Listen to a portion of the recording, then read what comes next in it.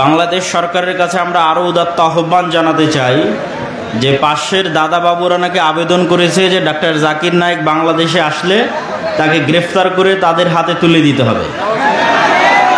তো আমরা আবেদন জানাবো যে ডক্টর জাকির নায়েককে রাষ্ট্রীয় মেহমান হিসেবে বাংলাদেশে নিয়ে আসতে হবে।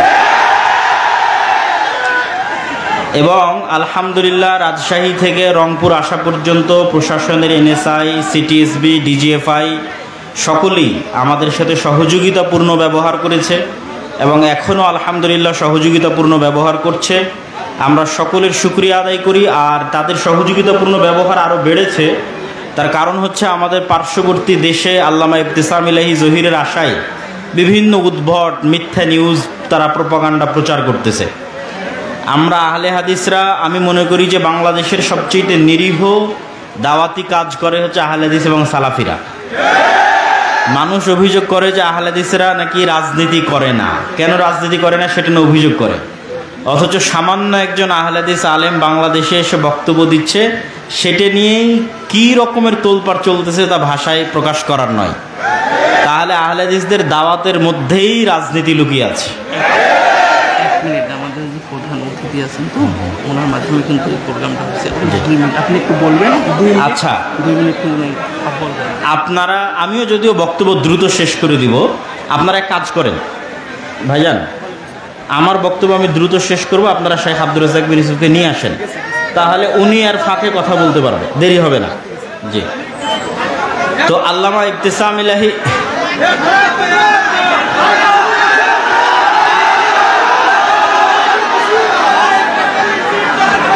আল্লামা ইবতিসাম ইলাহি জহির হাফিজাহুল্লাহ যে বিষয়ে বক্তব্য দিচ্ছিলেন সেই বিষয়টি ছিল ঈমান এবং ইলম।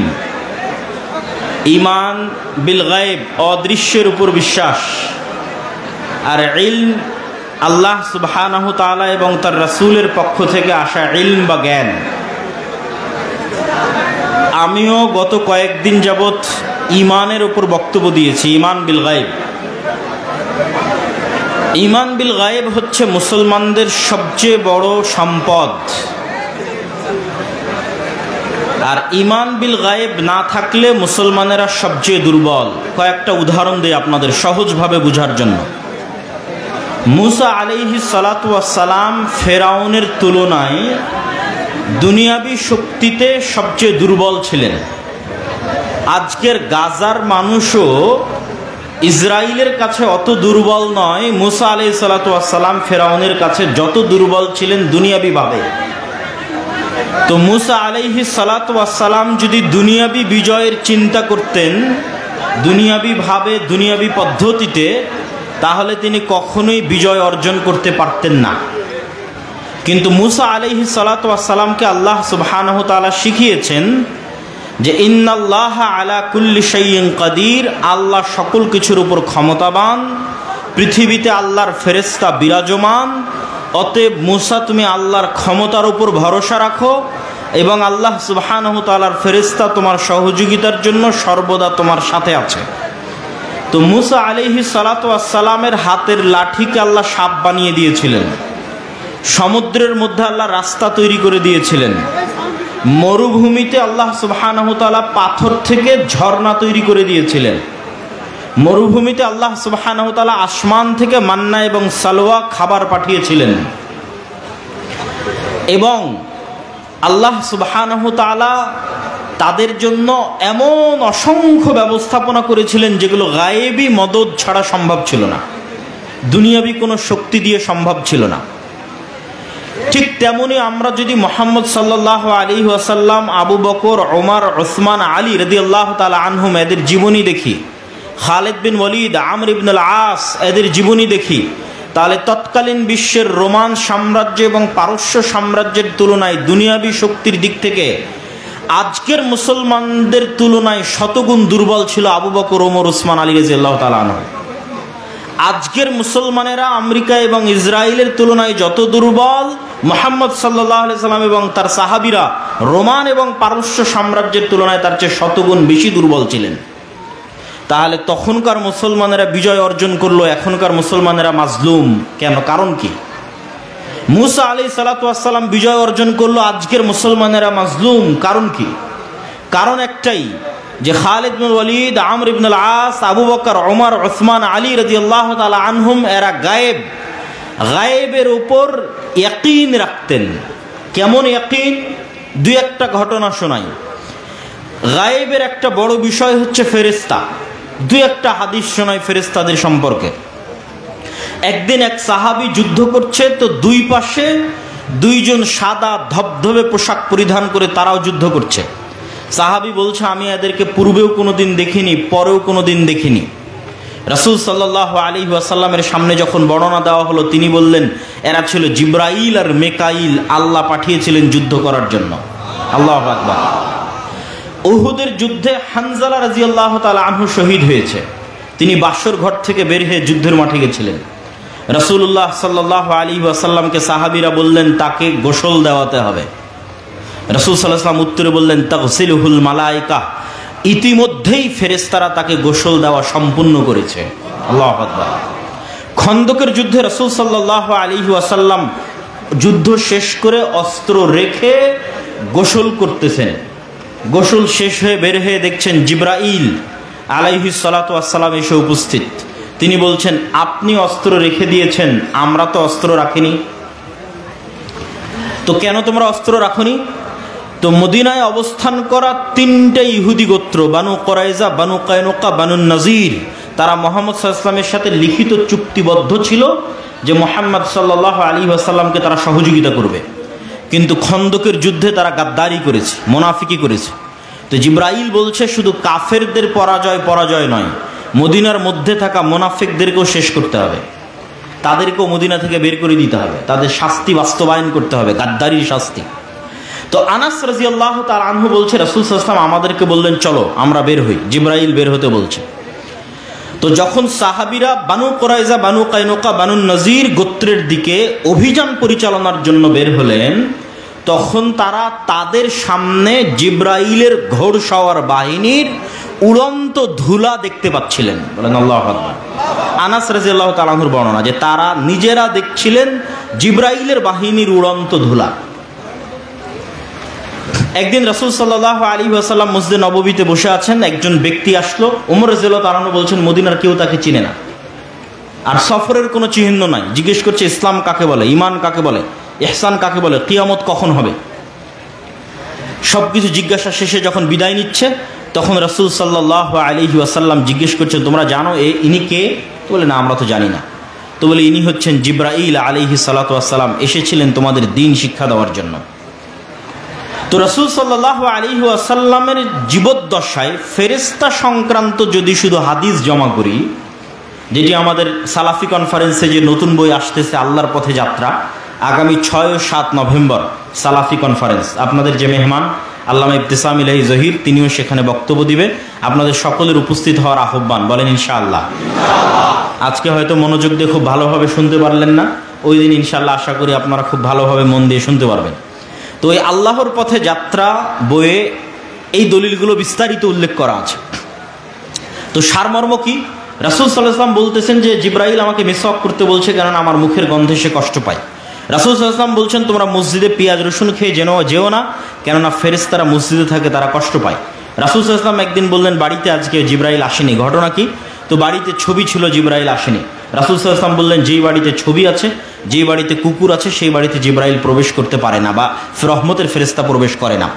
তো এইরকম ধারাবাহিক যদি রাসূল সাল্লাল্লাহু আলাইহি ওয়াসাল্লামের ফেরেশতা সংক্রান্ত হাদিস তুলে ধরি, তাহলে আপনি কল্পনা করেন, যে সাহাবী সচক্ষে ফেরেশতাকে যুদ্ধ করতে দেখছে, যে সাহাবী দেখছে যে তারা আর এক বন্ধুকে ফেরেশতা গোসল দিল, যে সাহাবী দেখছে যে সাদ বিন মুআজের জানাজায় 70,000 ফেরেশতা অংশগ্রহণ করেছে, যে সাহাবী দেখছে সাদ বিন মুআজের জানাজায় ফেরেশতা অংশগ্রহণের কারণে তার খাটলির কি অবস্থা হয়েছে, জাবের রাদিয়াল্লাহু তাআলা আনহুর পিতার লাশকে ফেরেশতারা ছায়া দিচ্ছে, এবং বদর, উহুদ, খন্দক, হুনাইন সহ বহু যুদ্ধে 1000, 3000, 5000 ফেরেশতা আল্লাহর পক্ষ থেকে অবতীর্ণ হয়েছে, সেই খালিদ বিন ওয়ালিদ, সেই আমর ইবনে আল আস, সেই সাহাবীরা যখন রোমান এবং পারস্য সম্রাটের বিরুদ্ধে যুদ্ধ করতে যাবে, তখন তাদের ভরসা হবে দুনিয়াবী শক্তির উপর না আল্লাহর সাহায্যের উপর? আল্লাহর সাহায্যের উপর। এবার আপনি বুকে হাত দিয়ে দেখেন যে আপনি বিশ্বাস করেন কিনা ফেরেশতা আছে। সাহাবীদের বিশ্বাস কোন লেভেলের ছিল আর আমাদের বিশ্বাস কোন লেভেলের? আমাদের বিশ্বাস আল্লাহর সাহায্য, আল্লাহর ক্ষমতা, আল্লাহর শক্তি, আল্লাহর ফেরেশতার উপর এবং পরকালের উপর এত দুর্বল যে আমরা মন্দির পাহারা দিয়ে ক্ষমতায় যাওয়ার রাস্তা খুঁজি, কেননা বিশ্বাস নাই আল্লাহর সাহায্যের উপর। অতএব কম্প্রোমাইজ করে দুনিয়াবি কলা কৌশলের মাধ্যমে আমাকে ক্ষমতায় যেতে হবে। কিন্তু মুসা আলাইহিস সালাতু ওয়াস সালাম, মুহাম্মদ সাল্লাল্লাহু আলাইহি ওয়াসাল্লাম এবং তার সাহাবীরা প্রমাণ করেছে শুধু ঈমান বিল গায়েব দিয়ে আল্লাহর সাহায্যের মাধ্যমে শুধু বাংলাদেশ নয়, সমগ্র পৃথিবীর ক্ষমতা অর্জন করা সম্ভব। সম্মানিত উপস্থিতি, কিন্তু ওই ঈমানের লেভেল আমাদের নাই। তো উনি আলোচনা শুরু করেছিলেন ঈমান দিয়ে। তো ঈমানের দুটা পয়েন্ট আমি আমার বক্তব্যের মধ্যে থেকে যুক্ত করে বক্তব্য সামনের দিকে এগিয়ে নিয়ে যাব, যতক্ষণ আপনাদের শাইখ আব্দুর রাজ্জাক বিন ইউসুফ না আসছে। ঈমানের দ্বিতীয় পয়েন্ট হচ্ছে আল ঈমান বিল আখিরাহ, পরকালের প্রতি বিশ্বাস। পরকাল মানে পুনরুত্থান। মরবো এ কথা সবাই জানি, কিন্তু মরার পর জীবিত হব কিনা এটা নিয়ে প্রশ্ন। তো মরার পর জীবিত হওয়াকে আল্লাহ সুবহানাহু ওয়া তাআলা এই দুনিয়াতেই মানুষের এই বিশ্বাসকে মজবুত করার জন্য যে মৃত্যুর পর জীবিত হওয়া সম্ভব এবং আল্লাহ জীবিত করবে এবং পরকালের জীবন প্রকৃত জীবন, দুনিয়ার জীবন কোনো জীবন নয়। তো পরকালের জীবন প্রকৃত জীবন এটা বোঝানোর জন্য আল্লাহ সুবহানাহু ওয়া তাআলা দুনিয়াতে মৃত্যুকে জীবিত করাকে ডাল ভাত বানিয়ে দিয়েছেন। কিভাবে? একজন ঈসা আলাইহিস সালাতু ওয়াস সালাম আর কিয়ামতের পূর্ব মুহূর্তে, ওকে জাযাকাল্লাহ খাইর, আর কিয়ামতের পূর্ব মুহূর্তে দাজ্জাল। ঈসা আলাইহিস সালাতু ওয়াস সালামের মুজিজাই ছিল এক খাবলা মাটি হাতে নিয়ে এভাবে বিসমিল্লাহ ফু বলে ছেড়ে দিলে মাটি থেকে পাখি হয়ে আকাশে উড়ে যেত। কোনো মৃত মানুষের গায়ে হাত দিয়ে বিইজনিল্লাহ বিসমিল্লাহ বললে মৃত মানুষ জীবিত হয়ে যেত। আর দাজ্জাল কিয়ামতের পূর্ব মুহূর্তে আপনাদের পিতা বা মাতাকে জীবিত করে আপনাদের সামনে পেশ করবে। বাস্তবে আপনাদের পিতা মাতা মারা গেছে, দাদা দাদি মারা গেছে, এখন কবর থেকে উঠে আসবে স্টেজে জীবিত অবস্থায়। এই দেখানোর মাধ্যমে, এই কারিশমা দেখানোর মাধ্যমে দাজ্জাল দাবি করবে যে সে আল্লাহ, কিন্তু সে আল্লাহ নয়। কিন্তু আল্লাহ সুবহানাহু ওয়া তাআলা এটি করার অনুমতি তাকে দিবেন। তো আল্লাহ সুবহানাহু ওয়া তাআলা ইতিপূর্বেও বহু মৃত মানুষকে জীবিত করেছেন, একজন নবীকে মৃত মানুষকে জীবিত করার মুজিজা দিয়েছেন, আর দাজ্জালও অসংখ্য মৃত মানুষকে জীবিত করবে। সুতরাং মৃত মানুষকে জীবিত করা কঠিন কিছু না সহজ কিছু? বলেন তো, মৃত মানুষকে জীবিত করা কঠিন না সহজ? সহজ। এতক্ষণ আলোচনায় কি বুঝলেন? সহজ। ঈসা আলাইহিস সালাতু ওয়াস সালাম সকাল সন্ধ্যা মৃতকে জীবিত করত, আর দাজ্জাল সকাল সন্ধ্যা মৃতকে জীবিত করবে। অতএব আপনি যে মৃত্যুবরণের পর জীবিত হবেন এটা অতি সহজ। মানুষই আপনাকে জীবিত করতে পারে, ঈসা আলাইহিস সালাম জীবিত করতে পারে, দাজ্জাল জীবিত করতে পারে আল্লাহর অনুমতিতে। তো আল্লাহ তো পারবেই।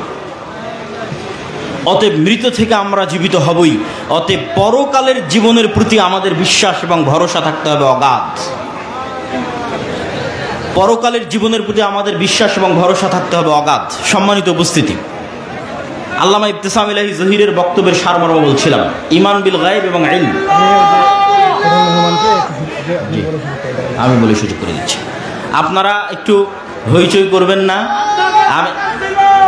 আপনারা হইচই করবেন না। আমার বক্তব্য শেষ হলে শাইখ আব্দুর রাজ্জাক বিন ইউসুফের বক্তব্যের আগে একজন প্রধান মেহমান আছে, তিনি অনেকক্ষণ থেকে অপেক্ষায় আছে, তার সম্মানটা আপনারা রক্ষা করবেন। উনি 2 মিনিট কথা বলবে। তো আমার বক্তব্যের শেষের দিকে এসে আপনাদের প্রতি উদাত্ত আহ্বান যে আমরা তো আজকে এসেছি, হয়তো গত বছরে এসেছিলাম, আবার কবে আসা হবে আল্লাহ সুবহানাহু ওয়া তাআলা ভালো জানেন। কিন্তু আমাদের লিখিত পত্রিকা প্রতি মাসে আপনাদের কাছে আসার ব্যবস্থা করে। আমি প্রতি মাসে মাসিকাল ইতিসামে 3টা প্রবন্ধ লিখি, একটা সম্পাদকীয় লিখি, একটা মিন্নাতুল বাড়ি 3য় খণ্ড লিখি, আর একটা এমনি যে কোনো বিষয়ে প্রবন্ধ লিখি, প্রতি মাসে 3টা। তাহলে আমি প্রতি মাসে লিখতেছি, আপনি সেটাকে মূল্যায়ন করতেছেন না, অথচ এটা তো বছরে একবার আপনার সাথে সাক্ষাৎ। হবে কি হবে না তাও গ্যারেন্টি নাই, কেন সারা বাংলাদেশের 64 জেলার অসংখ্য উপজেলায় যদি যাওয়া শুরু করি, কোনোটা না কোনোটা মিস যাবেই, বাদ যাবেই। কিন্তু যদি মাসিকাল ইতিসাম নিয়মিত নেন তো ওখান থেকে আপনি জ্ঞান অর্জন করতে পারবেন। এবং আপনাদের অঞ্চলে যদি আমাদের দাওয়া ইলাল্লাহর অধীনে মক্তব পরিচালিত হয়, তাহলে আমরা কোনো না কোনোভাবে আপনাদের সাথে কানেক্টেড আছি। আপনাদের এই উত্তরাঞ্চলেরই বেশি মক্তব আমরা চালাই, প্রায় 600টা মক্তবের বলা যায় 400 থেকে 500টা মক্তব উত্তরাঞ্চলেরই। এবং এই 600 মক্তবের শিক্ষকেরা এই অঞ্চলগুলো থেকে রাজশাহীতে গিয়ে ট্রেনিং নিয়ে তাদের থাকা খাওয়া যাতায়াত খরচ, মক্তবের শিক্ষার্থীদের বই পুস্তক ফ্রি বিতরণ করে তারপরে মক্তবগুলো চলতেছে। আর এখন ওই মক্তবের জাতীয় পর্যায়ে প্রতিযোগিতা আয়োজন হচ্ছে, যেটা টিভি চ্যানেলে প্রচারিত হবে রমজান মাসে, যেটার প্রায় খরচ 50 লক্ষ টাকার বেশি। কিভাবে হবে সেটা আমি এখনো জানি না। আল্লাহ সুবহানাহু ওয়া তাআলার উপর ভরসা এবং আস্থা যে তিনি ব্যবস্থা করবেন ইনশাআল্লাহ। কিন্তু এটা বাংলাদেশের প্রথম কোনো রিয়েলিটি শো হবে মক্তবকে কেন্দ্র করে। তো আমরা আপনাদের গ্রামে যে মক্তব পরিচালিত হচ্ছে ওইটাকে মূল্যায়ন করতে চাই, কিন্তু আপনি সেটাকে মূল্যায়ন করছেন না। অথচ যাতায়াত খরচও বলছে আমরা দিব, বই পুস্তকও আমরা দিব, ট্রেনিংয়ে আমরা দিব। যে প্রতিযোগিতাগুলো সারা বাংলাদেশে হচ্ছে এটাও আমরাই গিয়ে গিয়ে প্রতিযোগিতা আয়োজন করতেছি। অতএব আপনাদের প্রতি উদাত্ত আহ্বান থাকবে যে আল জামিয়া সালাফিয়ার সাথে আর দাওয়া ইলাল্লাহর সাথে এই অস্থায়ী বছরে একবার সাক্ষাতের সম্পর্ক এটা নয়, স্থায়ী সম্পর্ক প্রতিষ্ঠিত করেন।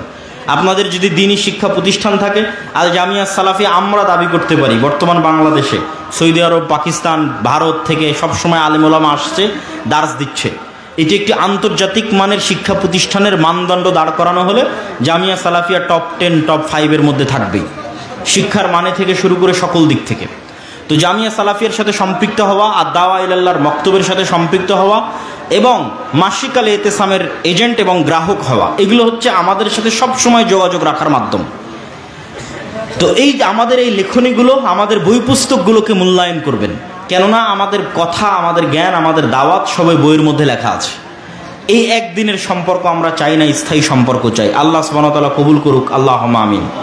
আর বক্তব্যের শেষে আবারও আগামী 6 ও 7 নভেম্বর আল জামিয়া সালাফিয়া ডাঙ্গিপাড়া পাবা রাজশাহীর মাটিতে সালাফি কনফারেন্সের দাওয়াত দিয়ে আজকের সংক্ষিপ্ত বক্তব্য এখানেই শেষ করছি। আল্লাহ সুবহানাহু ওয়া তাআলা আমাদের কবুল করুক। আসসালামু আলাইকুম ওয়া রাহমাতুল্লাহি ওয়া বারাকাতুহু। अब तक हम जिंदा हैं, अपने ईमानों की इबादत करते ही रहेंगे इंशाअल्लाह। हज़रात गिरामी कदर, इसके साथ साथ जो असल बात जिसको आज मैं आपके सामने रखने के लिए आया हूं वो ये है कि ईमान को बढ़ाने वाली और ईमान को तक़वियत देने वाली और ईमान को पूरे अरूज पर पहुंचाने वाली जितनी चीजें हैं, उनमें से अल्लाह के फज़ल व करम से बहुत बड़ी नेमत जो है वो इल्म की नेमत है।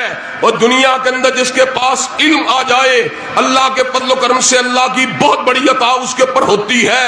आपको इस बात का इल्म है कि अल्लाह तबारक व तआला ने हजरत आदम अलैहिस्सलाम को जिन्नात के बाद पैदा किया, फरिश्तों के बाद पैदा किया, लेकिन फिर क्या किया? वअल्लमा आदम अल अस्मा कुल्लहा, हजरत आदम अलैहिस्सलाम को आलिम व फादिल बना दिया। जब उनको आलिम बना दिया, फरिश्तों के सामने ये बात कही कि फरिश्तों, क्या तुम इन चीजों के नाम को जानते हो? सुम्मा अरदहुम अलल मलाइका, जब फरिश्तों के सामने इस सवाल को रखा गया, फरिश्तों ने कहा सुब्हानका ला इल्म लना इल्ला मा अल्लमतना, अल्लाह हम तो उतना ही जानते हैं जितना तूने हमें इल्म दिया है। अल्लाह ने सैयदना आदम को कहा इन चीजों के नाम बतलाओ। जब हजरत आदम ने अशिया के नाम बतला दिए, अल्लाह ने कहा फरिश्तों तुम भी झुक जाओ और जिन्नात तुम भी झुक जाओ। आदम को यह फख्र अगर हासिल हुआ, यह शरफ अगर हासिल हुआ तो अल्लाह के फज़ल व करम से इल्म की दौलत की वजह से हासिल हुआ। और अल्लाह के फज़ल व करम से आज मैं आप सल्फी दोस्तों के सामने और अहले सुन्नत के फर्जंदों के सामने इस बात को रखने के लिए आया हूँ।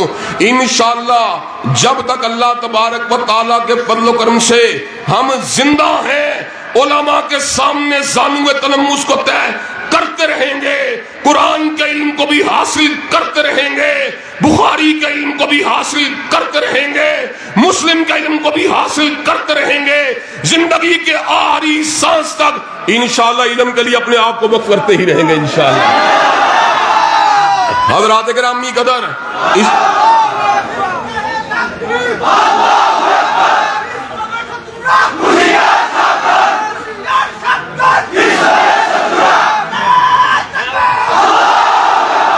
हज़रात गिरामी कदर, इसके साथ साथ मैं ये बात भी बतला देना चाहता हूँ, अल्लाह तबारक व तआला ने सैयदना दाऊद अलैहिस्सलाम को और सैयदना सुलेमान अलैहिस्सलाम को इल्म भी दिया था, हिकमत भी दी थी, अल्लाह के फज़ल व करम से बादशाहत भी दी थी, दुनिया की वजाहत भी दी थी।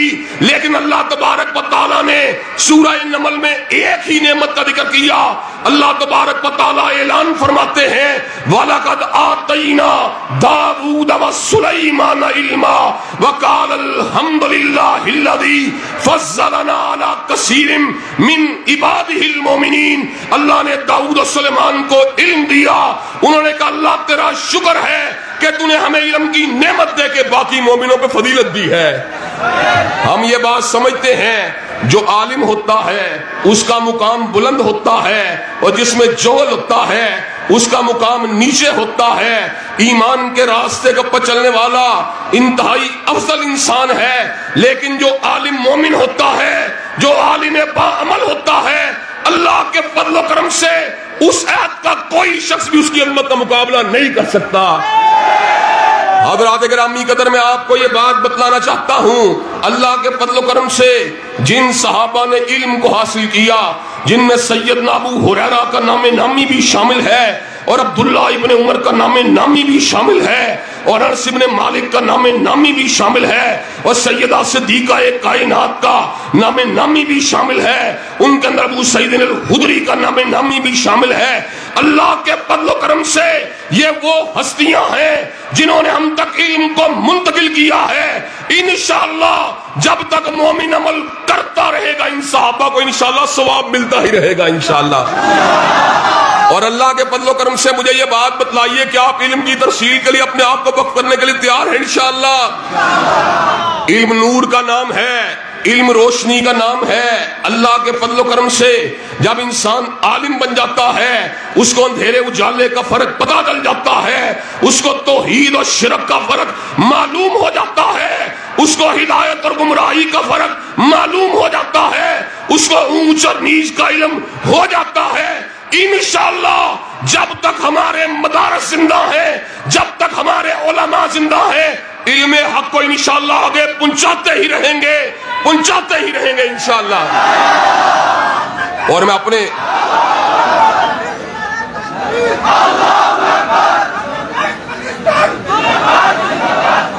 حضرات گرامی قدر اگلی بات میں آپ حضرات کے سامنے یہ بھی آپ حضرات کے سامنے بیان کر دینا چاہتا ہوں.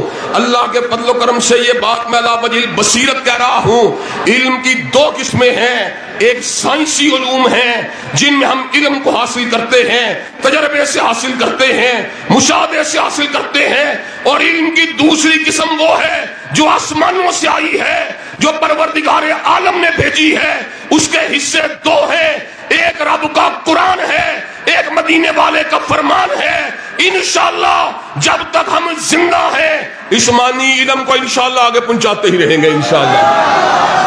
دنیا کے علم میں ٹھوکر لگ سکتی ہے لیکن قرآن و سنت میں غلطی ہو سکتی، قرآن و سنت میں غلطی ہو سکتی.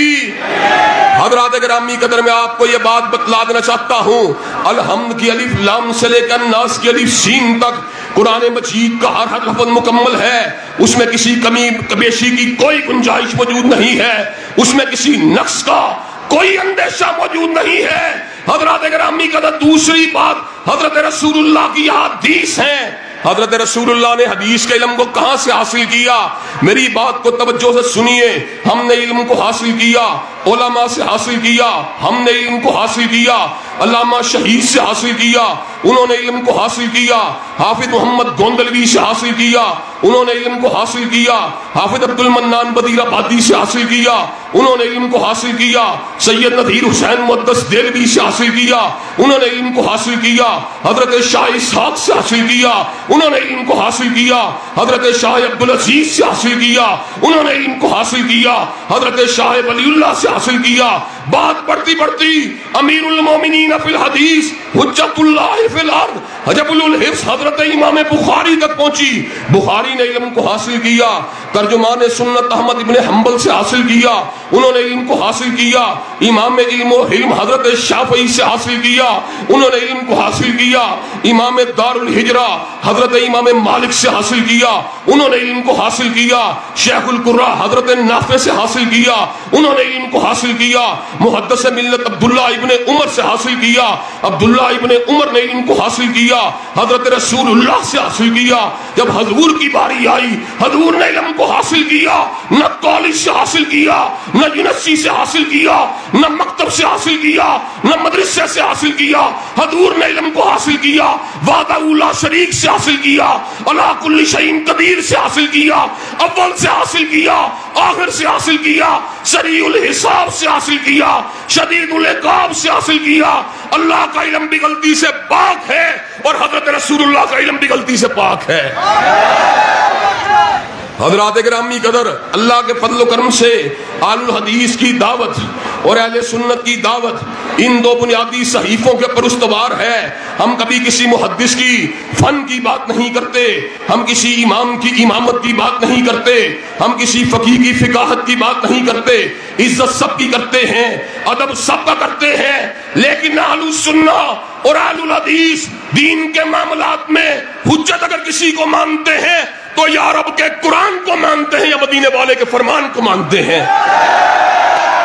अल्लाह के फजल करम से हमारा मनहज सोने का मनहज है, हमारा मनहज जो है हीरे की मानंद चमकदार है, हमारा मनहज जो है सूरज की मानंद ताबनाक है, हमारा मनहज चौदवी के चांद की मानंद रोशन है। और इंशाअल्लाह जब तक उलमाए अहले हदीस और उलमाए अहले सुन्नत जिंदा है, रब के कुरान को भी पढ़ाते रहेंगे और काली कमली वाले के कुरान को भी, काली कमली वाले के फरमान को भी इंशाअल्लाह पढ़ाते रहेंगे। और हजरात गिरामी कदर, आपको ये बात भी बतला देना चाहता हूं, जहां पर इल्म की बात आएगी वो इल्म जो होना चाहिए पूरा का पूरा सच्चाई के साथ आगे मुंतकिल होना चाहिए। उसमें किसी किस्म की मिलावट और किसी किस्म की आमेज़श नहीं होनी चाहिए। जब आप इल्म हक की बात करेंगे, लोग आपको ताना भी देंगे, लोग आपको बुरा भला भी कहेंगे, आपको तकलीफ और अज़ियतें भी दी जाएंगी, लेकिन जो हक का नंबरदार होगा हर तकलीफ को सहना गवारा कर लेगा, लेकिन हक बात को छोड़ना गवारा नहीं करेगा। अल्लाह के फजल करम से हक की दावत हमारे पास है।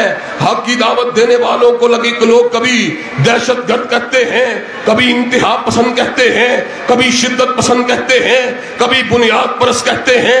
हमें जितने मर्जी ताने दे लो, हम पे जितने मर्जी झूठे इल्जाम लगा लो, अल्लाह के फजल करम से कलम के साथ भी हक लिखते रहेंगे, जुबान के साथ भी हक बात करते रहेंगे और इंशाअल्लाह लोगों को हक की तरफ बुलाते रहेंगे। इंशाअल्लाह हक की तरफ बुलाने के लिए तैयार हो, इंशाअल्लाह हक की दावत देने के लिए तैयार हो, इंशाअल्लाह पैगाम हक सुनाने के लिए तैयार हो, इंशाअल्लाह। और हजरात गिरामी कदर, मैं आपको ये बात भी बतला देना चाहता हूं, जो आलिम हक होता है उसका अमल रियाकारी के लिए नहीं होता, उसका अमल दिखलावे के लिए नहीं होता, बल्कि आलिम हक जो होता है उसका अमल अल्लाह की रिज़ा के लिए होता है।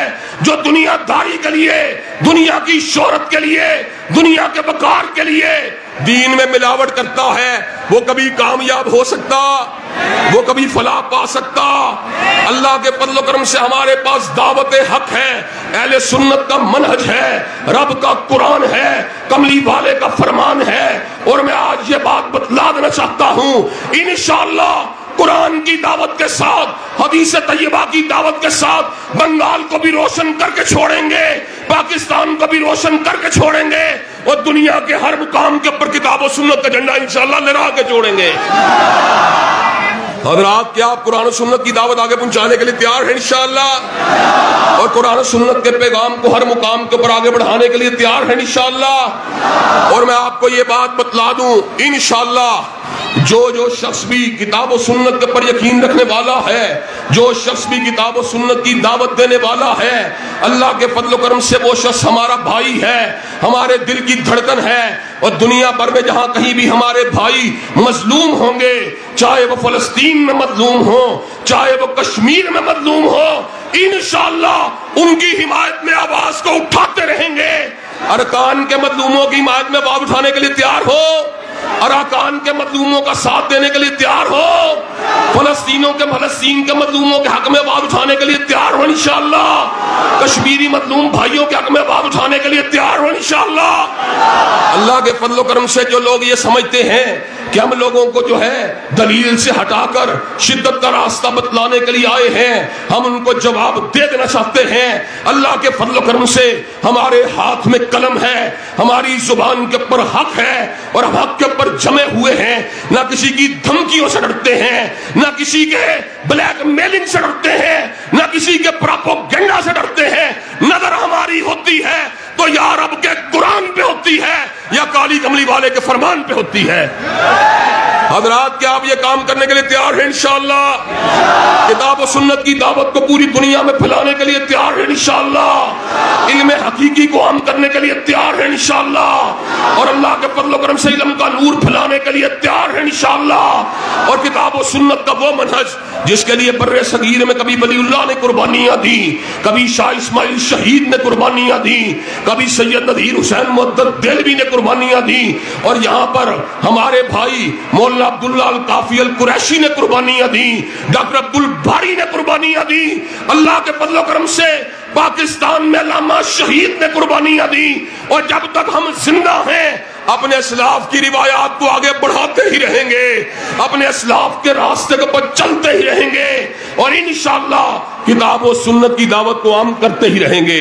क्या आप ये काम करने के लिए तैयार हैं? इंशाअल्लाह कोई तकलीफ आए बर्दाश्त करने के लिए तैयार हैं? इंशाअल्लाह लोगों को किताब और सुन्नत की दावत के हवाले से पैगाम देने के लिए तैयार हैं? इंशाअल्लाह शब गुरेबा होगी आखिर जलवाए खुर्शीद से और ये चमन मामूर होगा नगमाए तौहीद से।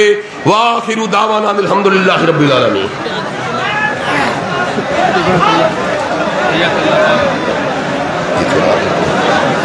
थोड़ा आगे बढ़ना, टेबल आगे बढ़ना, टेबल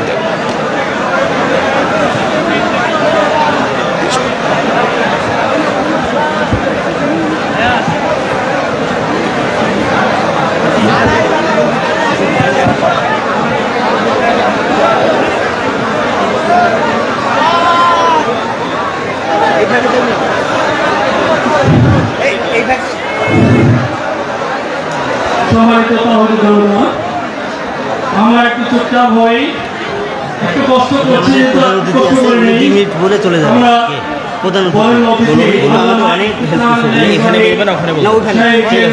গুরুত্বপূর্ণ আলোচনার জন্য তাকে অসংখ্য ধন্যবাদ। আমাদের সঙ্গে আলোচনা করবেন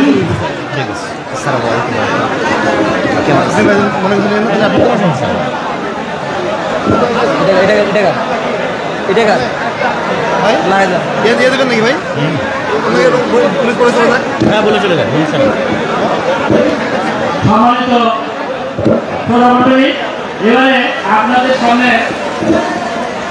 আমাদের বিদেশি বক্তা বক্তব্যের অনুবাদ করবে। তার আগে রুবেল ভাইকে দেন। তার আগে ঠিক আছে, ঠিক আছে, হ্যাঁ ঠিক আছে।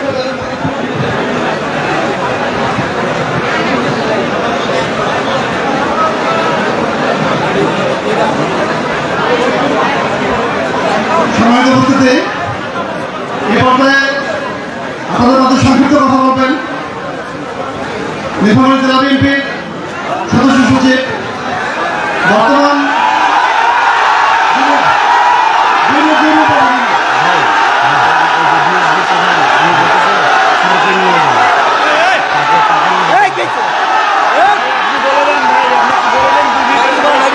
আচ্ছা বিদেশি মেহমানের অনুরোধ করবেন।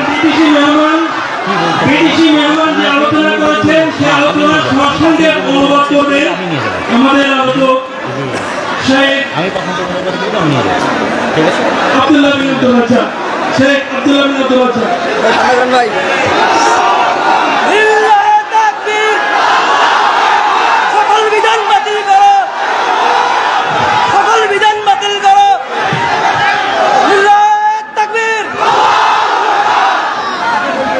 আসসালামু আলাইকুম ওয়া রাহমাতুল্লাহি ওয়া বারাকাতুহু। আপনারা আব্বুকে নিয়ে আসতে থাকেন,